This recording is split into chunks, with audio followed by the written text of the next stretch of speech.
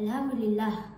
Hari ini saya akan berkongsi tajuk tazkirah ialah menjaga lisan dan hati, cabaran sebenar di bulan Ramadan.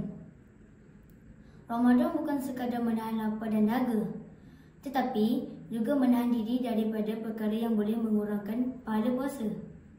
Lisan dan hati adalah dua perkara yang sering menjadi cabaran bagi kita semua dalam bulan yang mulia ini.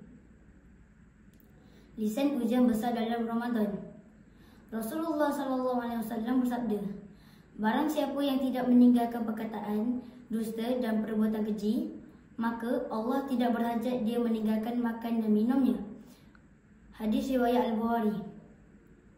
Hadis ini menunjukkan bahawa puasa bukan hanya menahan diri dari makan dan minum, tetapi juga menahan lidah daripada berkata perkara yang sia-sia dan berdosa.